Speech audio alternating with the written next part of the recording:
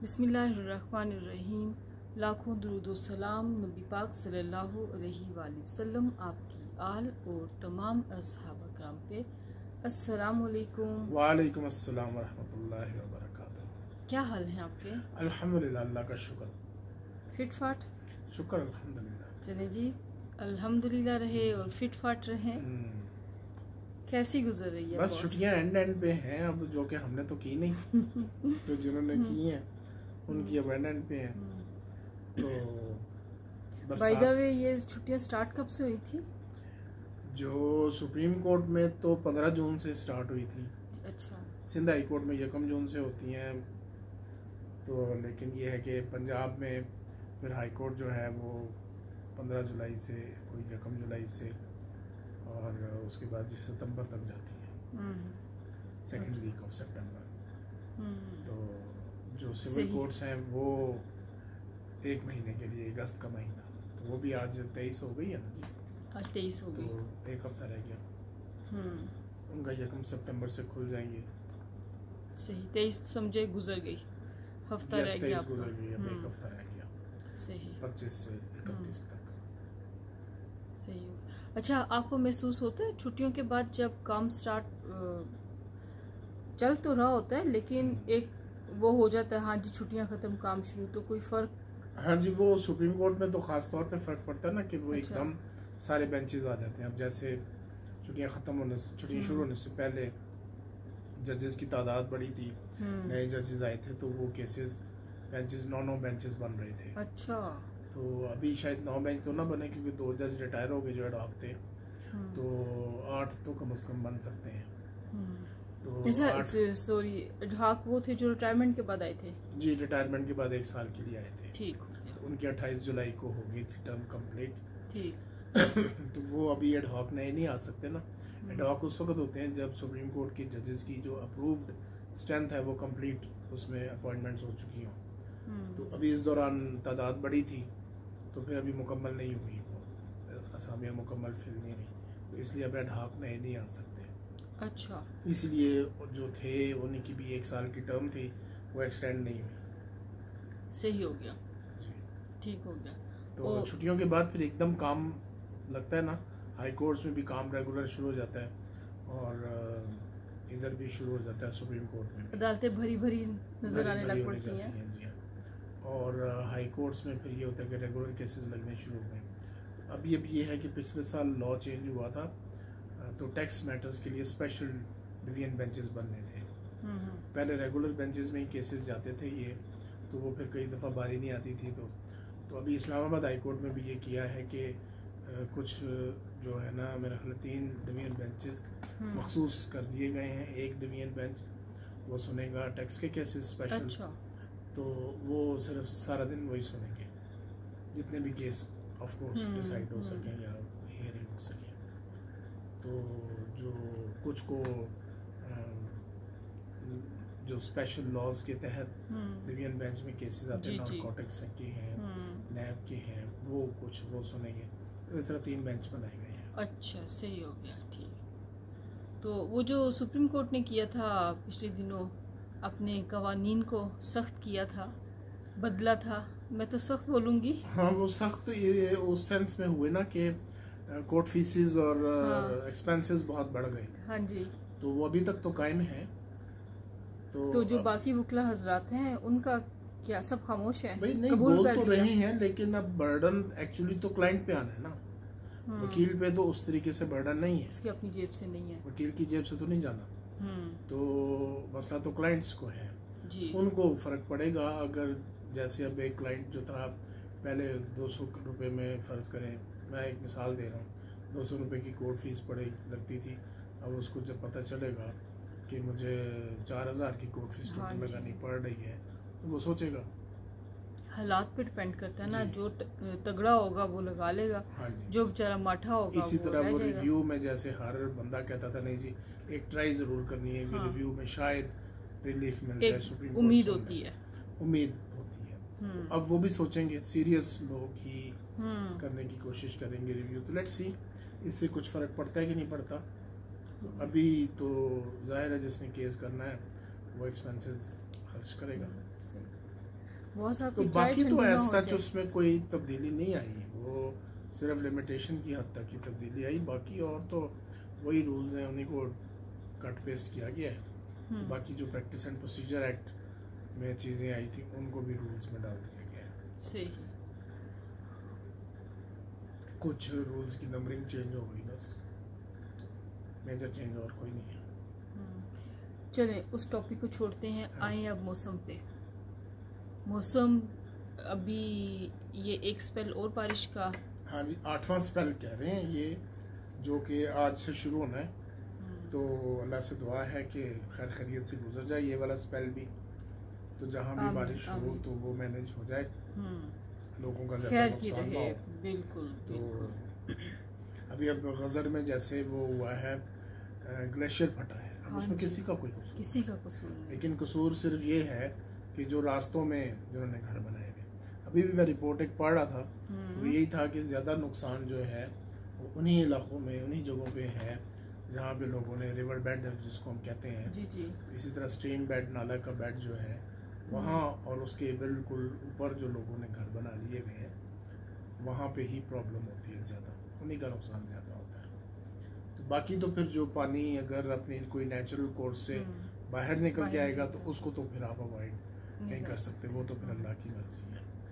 तो जिस चीज़ को अवॉइड किया जा सकता है उसको अवॉइड करना चाहिए। बिल्कुल बिल्कुल। और गवर्नमेंट को भी उस वक्त ख्याल करना चाहिए जब ये लोग उस वक्त वहाँ पे बना रहे होते हैं, उस वक्त। तो अभी गज़र में जो हुआ है ग्लेशियर फटा है, तो वहाँ पे वो कहते हैं कि चरवाहे थे ऊपर, हाँ जी, 3, तो उन्होंने वो उनके पास मोबाइल थे, सर्विस होगी उस वक्त, उन्होंने फ़ोन करके नीचे बता दिया कि जी इधर से ग्लेशियर फटा है तो आप लोग नीचे से हट जाएं रास्तों से, तो वो फिर काफ़ी लोगों की जानें बच गई हैं उस तरीके से, उस इत्तला की वजह से। जैसे बुनीर में सुन रहे थे कि एक प्रिंसिपल ने ये वो किया कि जब उसको कुछ शक पड़ा कि कोई रेला आने वाला है, बारिश तेज़ हो रही है, हाँ, वो तो भी। उसने एहतियातन स्कूल के बच्चों को छुट्टी दे दी, तो वो कहते हैं 900 बच्चे इस तरह वो अपने घरों पे पहुंच गए।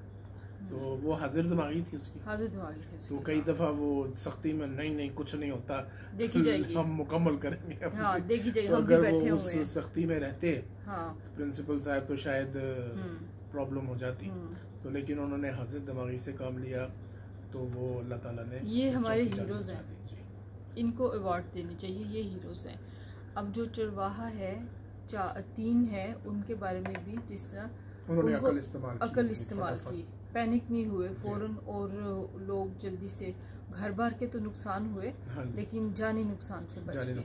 अब ये नहीं ना किया उन्होंने कि हम अपनी जान बजान यहाँ से निकल के भागे इधर उधर हों, उन्होंने सबसे पहले फ़ोन में ला के नीचे बताया कि जी इस तरह यहाँ से ग्लेशियर फटा है तो एहतियात कर लें। अच्छा, अब जो ये सिचुएशन जा रही है इसमें ख़ास तौर पे इस तरह के इलाकों में रहने वालों को सबको अलर्ट रहने की ज़रूरत है, और जो अगर कुछ महसूस करे फ़ौरन वो फैला दे। इसको हम ये कहते हैं ना लोअर राइपेरियन, कि जो पानी के फ्लो के नीचे रहते हैं जी, डाउन स्ट्रीम, आम अल्फाज में डाउन स्ट्रीम। तो जो डाउन अपर स्ट्रीम वाले हैं जहाँ से पानी ऊपर से आता है, उनको चाहिए कि वो नीचे वालों को पहले इतला दे दें कि जी इधर से पानी निकला है। अच्छा, अभी जिन बेचारों का नुकसान हो गया है, बुनेर, स्वाबी, मंगोरा, बहुत बुरा हाल है। वो 9-9 दिन से बिजली कोई नहीं है, जानवर मरे पड़े हैं रास्तों में, अल्लाह, बिजली कोई नहीं है 9 दिन से। और फिर वो जो कीचड़ मड उसमें भरा हुआ है, वो उसकी स्मेल अलग सी होगी। और आपको पता है, मैंने इस बार जाना था एक मीटिंग के लिए, जी, लेकिन मैं नहीं गया, फिर वही से जा भी नहीं सका, तो अब हिम्मत भी नहीं पड़ रही कि मैं किस मुंह से जाऊं। तो वहाँ पे लोगों के मैं रोज़ अब फ़ोन तो करता हूँ, फ़ोन करके पूछता हूँ, तो वो वहाँ पे यही पता चलता है कि बुरा हाल है।